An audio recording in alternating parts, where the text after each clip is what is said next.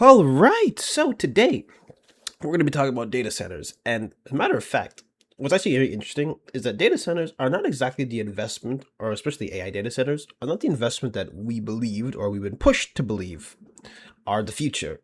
Because when you actually take a look at it as a whole, you'll see that data centers, they take up so much resources in terms of like infrastructure, in terms of grid power, in terms of resources, even because there's like even like water is used because you have to cool these giant systems, which is kind of, important.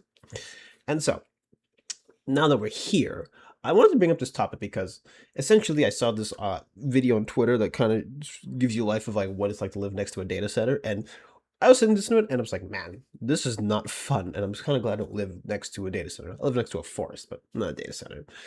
And now the interesting part is I actually took a look into some brief stats, okay, into how much like water it takes. And when you actually look at it, I found out that a medium-sized data center can consume up to roughly 110 million gallons of water per year for cooling purposes, equivalent to the annual water usage of approximately 1,000 households. So, 1,000 people or a giant data center. And if you even go up to larger ones, they can take up to like 5 million gallons per day, or about 1.8 billion like annually, which is about a town of 10,000 to 50,000 people. That's quite a bit. And for the record, these are all being built not for, for the people, these are being built for AI. And now there's a little project that I came across done by Business Center where they're actually diving deep into it. I'll link it down in the description below if you want to watch it. It's about 40 minutes. But for the sake of this video and the sake of brevity, we are actually going to take a peek first at exactly what they were mapping. And so they actually have a little website, well, not a website, but like a little article, and you can actually see what data centers are being built. So according to the website, it's about 1,240 are being built or approved for construction at the end of 2024. But now the catch is right now, a good maybe 50% are being delayed. Not from this list, but in general, because it's a little hard to track or taken down or built back up again and all of that jazz. Anyways, so as you can see here, we can see like we saw some stuff parts of the map, but if we actually take a look at some of the biggest ones, and especially how much like power they take up, I mean, so apparently the top three are in like the 500 like megawatts club, which 500 is quite a bit it's using. And I mean, if you see electricity bill going up and you see a giant construction, I probably a data center. So looking here at number three, you have like Meta AIs in Columbus, like site Ohio. So that one uses about 500 megawatts. And to remind you that data centers are used for like servers and this and that. But the craziest part is that, of course, there's AI incorporated, which is not exactly very fun for us. And then you have the Omaha cluster by Google. And so about half of it, or 500 megawatts, is the AI portion, but it uses 1 gigawatts in total. That just goes to show you just how much goes into it. Because remember, you have millions of users using AI prompts all the time. Some at 2 o'clock in the morning, some are at 5 o'clock in the morning, some are at 4 p.m. And whenever time this video's up, you're probably AIing it, whatever it is. And now, if you go to the biggest one, it's still in the same range, about 500 megawatts for the AI portion and 1 gigawatts for total. But that is still quite a lot just for AI.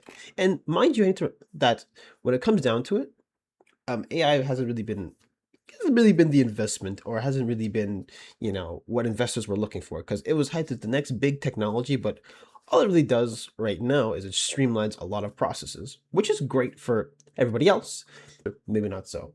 So we took a look into the biggest site, and if you actually look on the map, you'll see how much space it takes, and keep in mind exactly like where it's situated. So you can see it's literally right in the middle of like everything. There's a lake, there's residential areas, there's like a plant on the other side. So all of it is perfect. And when I actually want to take a look into the map, or at least trying to get a little closer, but look, sadly, it is a restricted area. And restricted is putting it lightly. Because remember, Google cars can't see that, can't see inside. But still, it's a massive data center. And so the question I ask sometimes is, couldn't that have been used for anything else but a data center? Like, just food for thought. But anyways, you might be wondering, so I did mention earlier that they're being delayed or they're being canceled. So why is that, you ask? Well, what do you like to know about this little Bloomberg article? So it starts here, posted back in April. It was like, the US data center boom is hitting a transformer crunch. So remember how I said there's moving parts of a data center?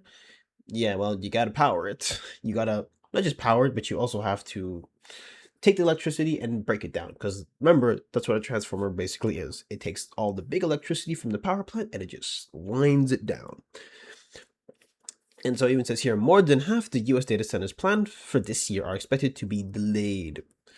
And so let's actually take a quick read here. It says, as the global AI race heats up, there is a huge rush to build data centers fast. There's no lack of money chasing these projects, with tech giants Alphabet Inc., Amazon.com, Meta Platforms Inc., and Microsoft Corp.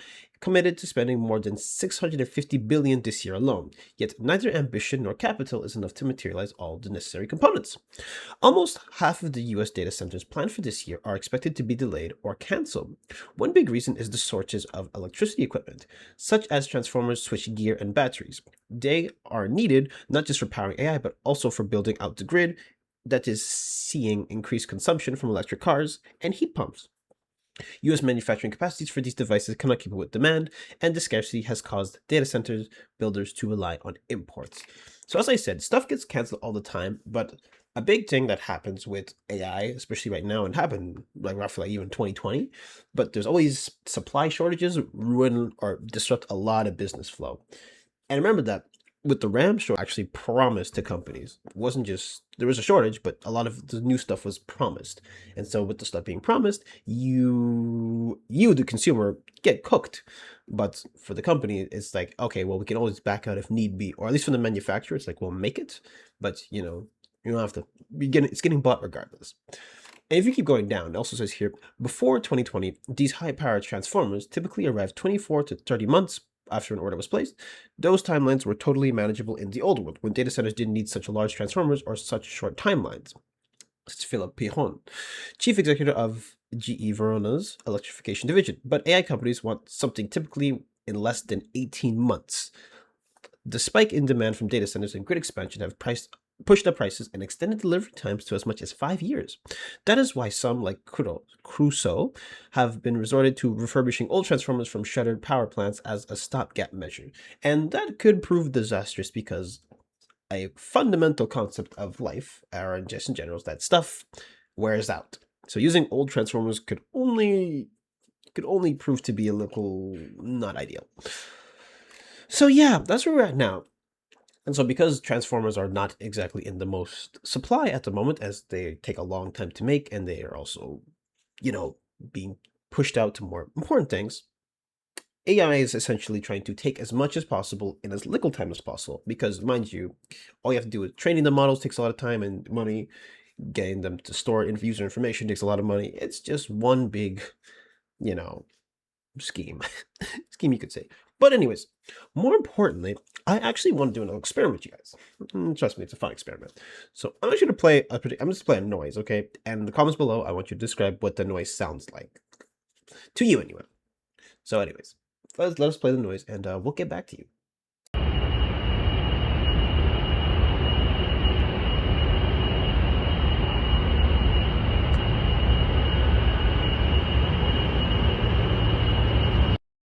So that is what it's like to live next to a data center, 24/7, by the way, because it is going nonstop, processing data at all hours of the night, which is why it's such a burden on the grid. Because if you look at it like a residential area, there's only some towers, there's only certain times of the day that'll be like really active, like say at night.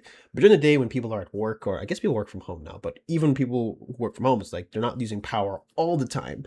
People use power sometimes, even though the suburbs is like infamous for like being a bit taxing on the grid. Regardless, the suburb is not always being taxing. It's not always doing that. But the data center, you're basically taking the suburbs times how many times? 24/7. That is why it's so bad. And even for the people living next to it, it's not any better, because there's been so many people who've done like noise complaints. And the problem with data centers is that with the cooling system, the noise is at a very certain level where it's not legally like bad, but it's still very uncomfortable. And that's why you don't hear like say construction is at certain hours of the day. Because listen, imagine hearing a bulldozer at midnight. It's not a very fun time, and it just hurts. It hurts the people sleeping, and it's just not fun for anybody.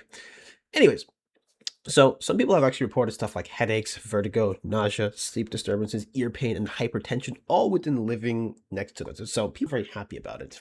And so I actually want to point you guys to another project called Sorry, it's just a funny name, but Project Stratos. And so what is Project Stratos, you may ask? Well, the idea is that they want to build, or at least they want to take up 40,000 acres of land in order to allocate it for data centers.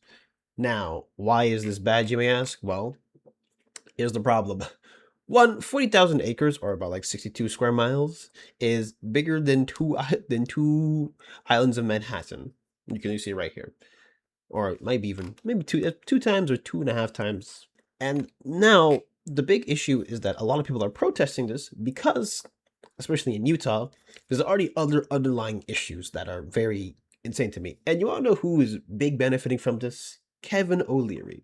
Now, Kevin O'Leary is a businessman, okay? If you ever see him on Shark Tank, I think also on Dragon's Den, basically, he wants to make his money.